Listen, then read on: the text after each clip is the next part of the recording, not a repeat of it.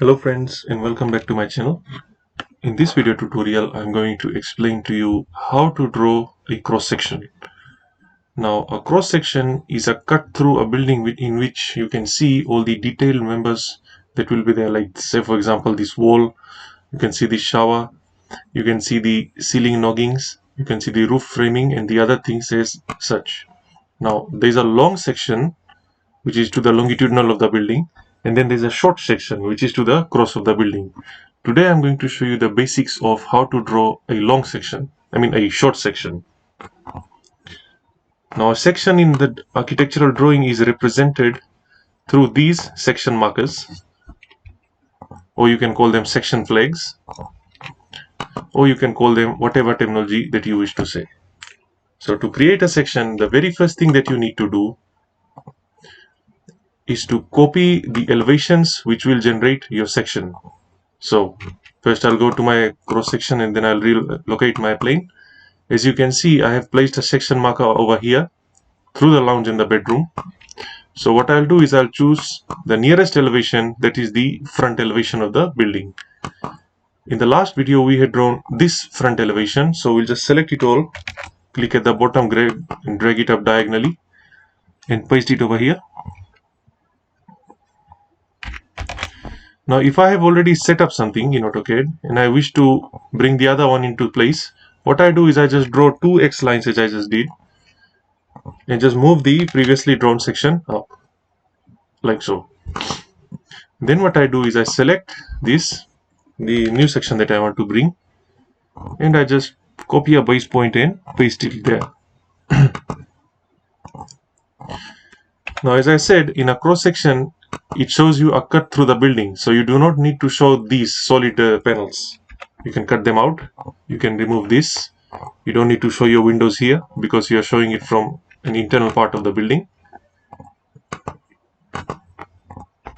Delete all the unnecessary items. You can also remove these for the time being.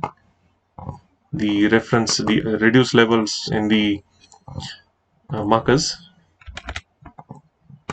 just move them up with a point. So in this video, for this exercise I'll use 8000 millimeters and then just move them up. So the next time when I want to bring them down back into place, I just click on move, select anywhere and bring it down by a distance of 8000.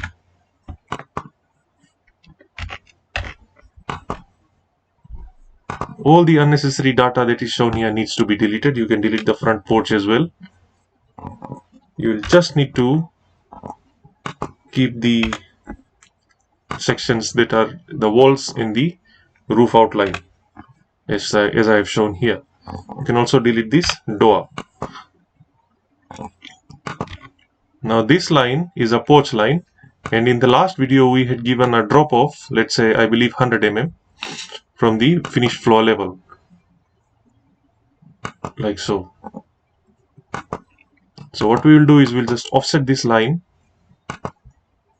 or we'll just draw another construction line if you are not sure, and we'll offset it by an internal height of 2.4 meters or 8 foot.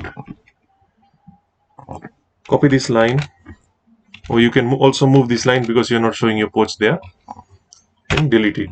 So when you measure, the inside of the building should be 2.4 inclusive of floor finish and finished ceiling level. So currently this is wrong. So what we'll need to do is, first we'll have to offset by a distance of 50 mm, because ceiling drawings and ceiling runners are 50 mm wide by 50 mm, or you can say 2 inch by 2 inch. Then we'll offset it by another 10 mm because I'm using 10 mm fireline chipboard in the ceiling cladding. So if that's 50 and 10, what we'll do is move this floor line below by 60 mm, and you can delete these steps.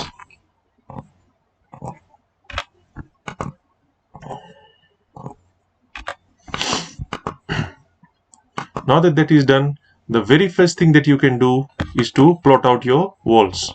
Do not plot out the ceiling first, plot out your walls, and let me show you why.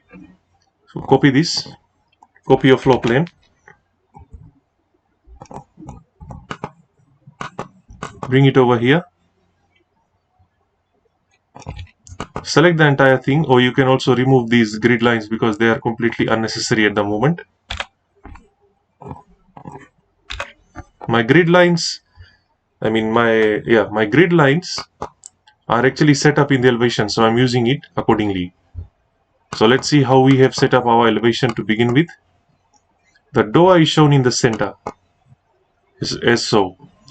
So we'll need to orient our floor plane in a direction that shows that the DOA is currently set up in the center. So we type RO, then we rotate this, then we select all these, type G for group and press enter.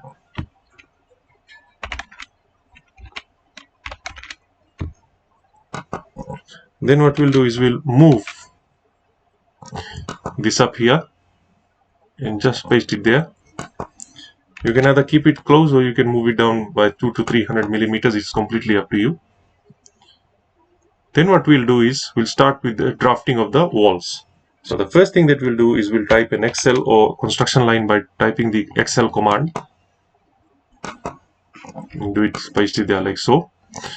Then we'll just copy all the construction lines and paste them accordingly. So once you made your wall thickness line, you can just select them both and start pasting them on all the relevant points. As so. Leave that floor plane there for now. Type REC for rectangle. Then simply bring it down there like so. Then just copy these guys and paste them accordingly. You can delete these construction lines now. And remember, this is a lean-to roof. So you will have to place this in a manner that the beam, that this frame will rest on top of this beam. And a lean-to roof will not have two gutters, it will only have one gutter. So now that you have done that, you can simply delete this, or if you need more information, you can put it there. As you can see that there is one more information that's shown through the plane, that is this wall right here. So what you can do is simply copy one of these rectangles, paste it over here like so, select, drag and drop it to the perpendicular. There you go. So as you can see that our walls have started to take its place, that our building has started to take its shape. What we can do is we can simply delete this now, because this is no longer important to us. From here onwards, it's everything to your knowledge. So like I said, we'll type Excel for construction line. Oops, my apologies. And then we'll do an offset of 50 mm or 2 inches, as this is the length, the width and the thickness of the ceiling frame timber. So we'll type REC for rectangle, drag it out diagonally and just enter your distance of 50, tab 50.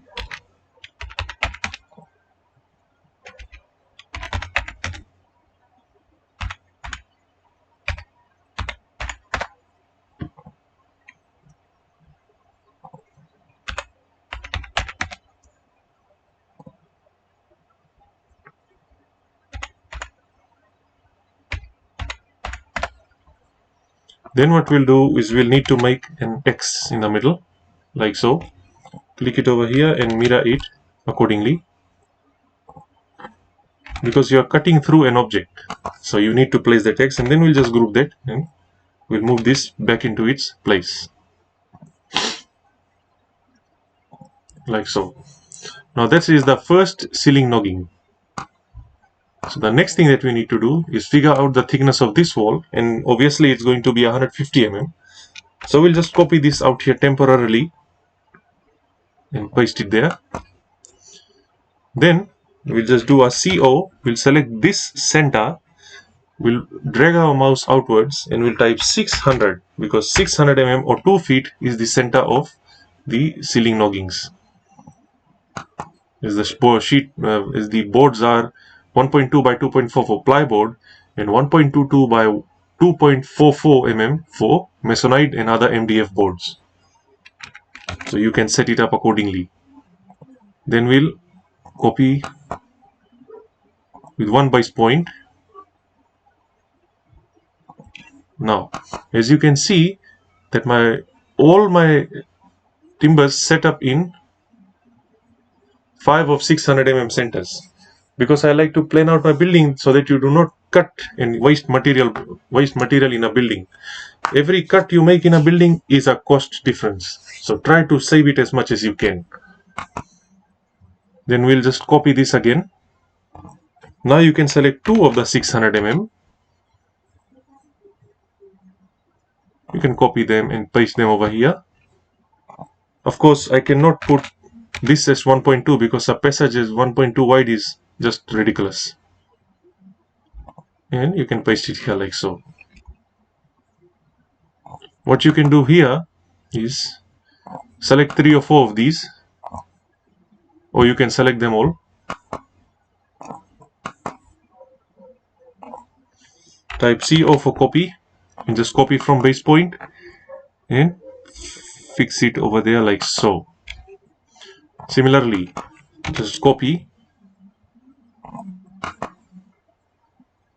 and paste it there and paste it there. Now this has shown out to be a bit different, so you can simply move this one out into its place there. Now my layers were already set, so I did not need to set up my layers, and I like to use full screen for drafting as I've shown here. Now the next thing we'll do is offset this one by 10 mm. And why I'm saying 10 mm? Because the 10 mm is our thickness of the cladding.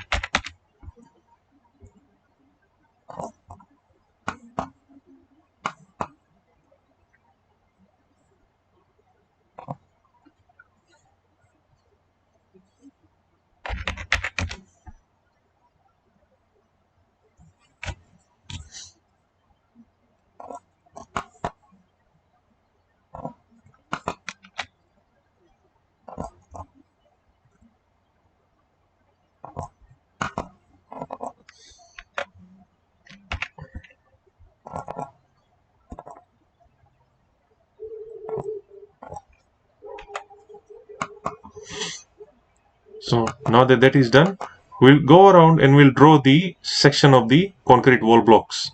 So what a concrete wall block looks like, what does it look like actually? Here in Fiji, a standard block wall width is 150 mm by 200 mm high by 400 mm long. So since we're doing a section, we only need the width of the block, which is in this case 150 mm. Then the height of it is usually 200 mm. And there you go, that is your concrete block. That is the outline of your concrete block. Now we'll just do an offset, maybe by 35 or 40, but just by guessing. You don't have to be really that accurate over here. As long as it looks like a block, that's all that matters. There you go. Now a block is always set on a mortar, so we'll just do a mortar of 10 mm. You don't have to show this, but if you wish to be work in extreme detailed environments, you can do that.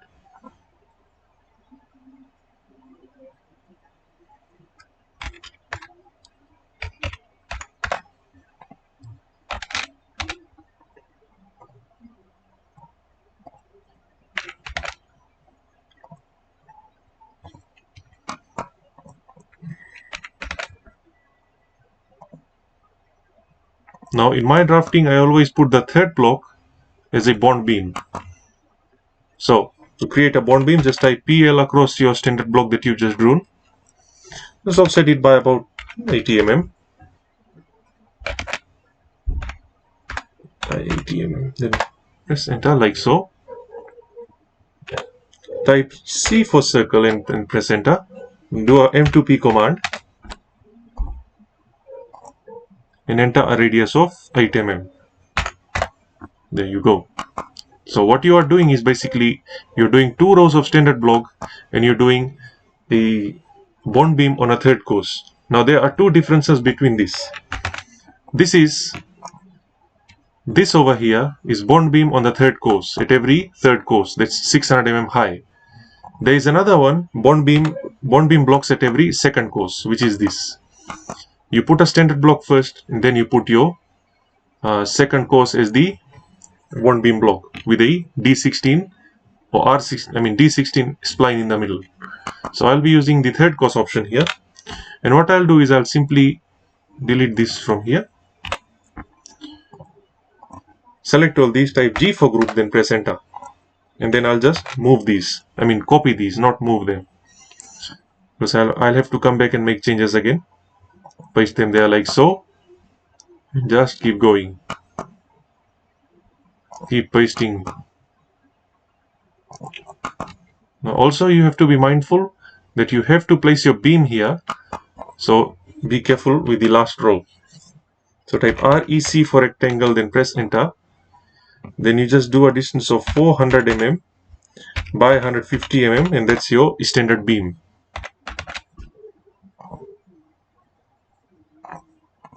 Then move this beam and paste it over here like so. You should be getting a gap of 150 mm in the middle.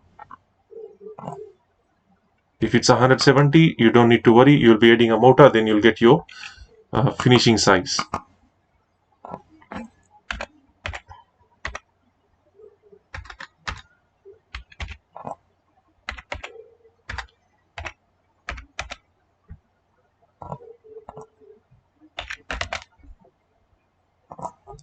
Remember, you have to do one wall in order for it to work.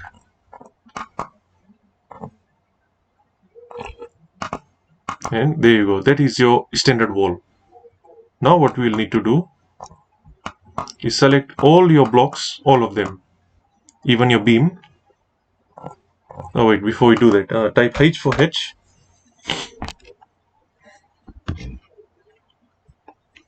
Before we do the H, let's actually finish the structural member of this, because this will be one detail. So remember, always remember that for a beam, the concrete reinforcement cover is 40 mm. There you go. Do not exceed this. I'll be using a typical beam detail, so my offset will be 10 mm because this is D10, and I'll simply delete this. Then I'll type F, enter, R, then enter. Then I'll enter my radius of 6.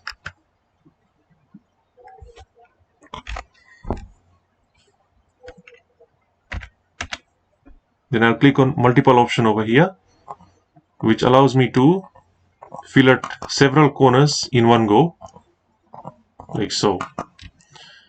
Now why I said 6? Because I'm using a D10 ring within R12 main bar, 4 by R12 main bar. So we just type C. I'm using a radius circle, so I'll enter the radius of 6 mm. When we move this up, it matches perfectly. So I use a 6 mm arc diameter. Always keep your work as detailed as possible to avoid people from asking you stupid questions. I understand it's not that important to show these details here, but it's not a big deal to show it. After all, you will be detailing them. Okay, there you go.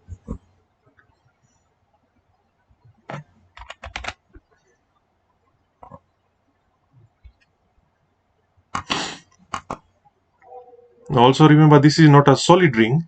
It also needs to have 2 ears sticking out from here like so.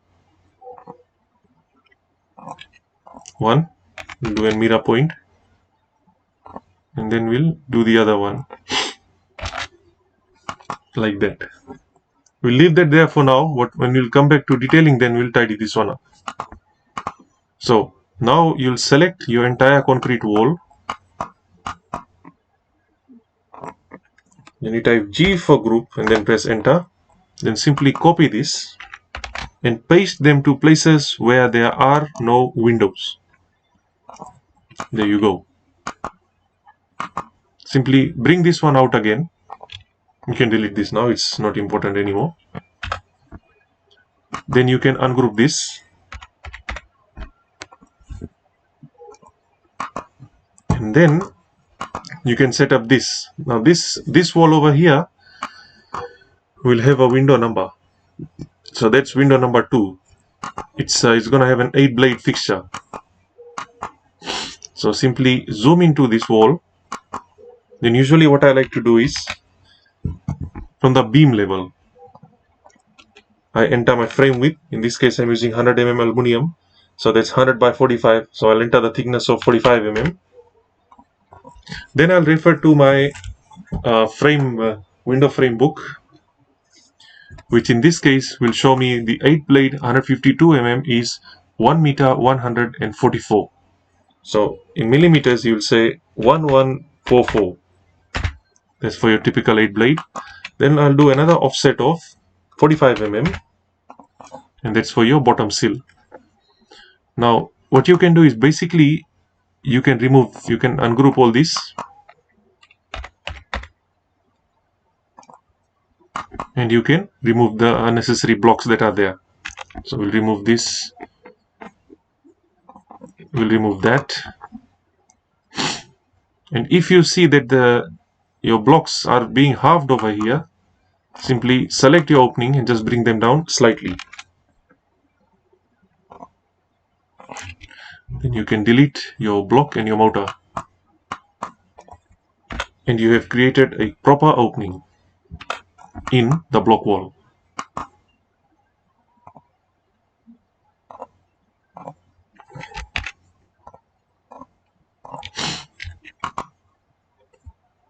Then type XL for X line, and this window will actually be placed in the center. So since I know what the width of my frame is, I'll type O for offset, then I'll type 100 mm. Then I'll draw my rectangle,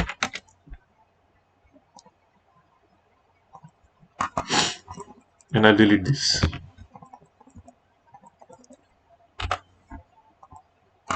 So now that that is done, we'll just copy this up and paste it over here. Now I had already drawn a window section in my earlier drafting works. So what I'll do is simply copy one of those,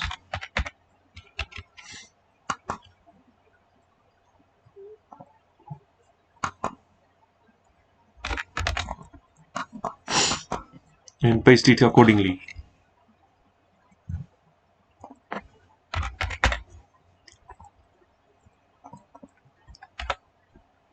So as you can see that in this window tutorial, in this window blocks, what I have drawn, I've actually done the actual 100 mm window frames and everything. So we'll use this example. No need to draw this frame. You just need to be careful of your opening height. What you can do is simply move the bottom sill so that it's flush with the top sill, like so.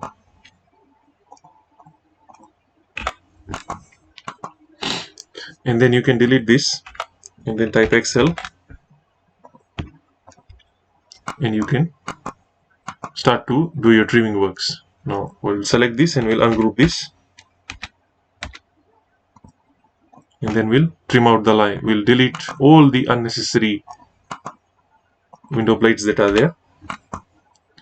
We'll just move this up in any place you desire. In this case I'll leave it right up there. Then I'll select this and I'll select this plane, do a TR for trim, and delete this.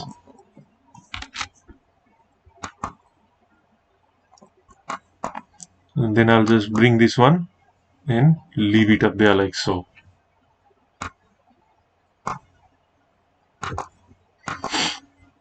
My apologies. This aluminum fitting needs to actually be sitting on top.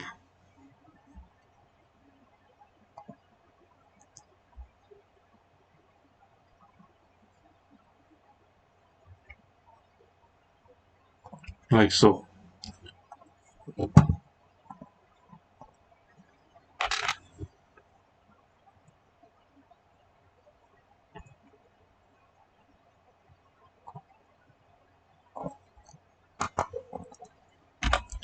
And you can either move this up or you can delete it. What I'll do is I'll simply just move this up.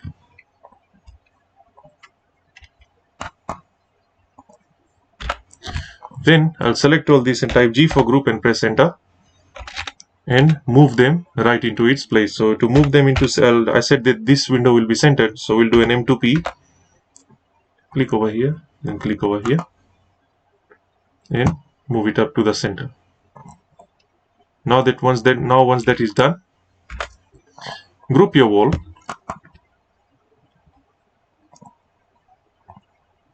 group the wall and move it back into place. Simply you can delete the unnecessary lines that are there.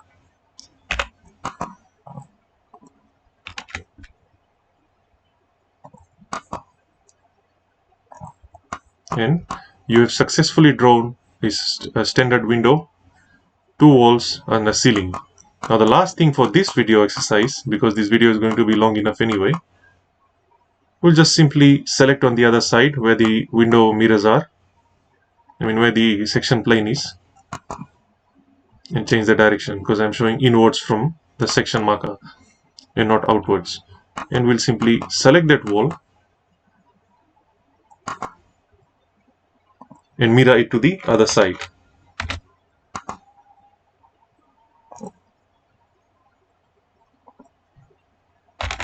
No.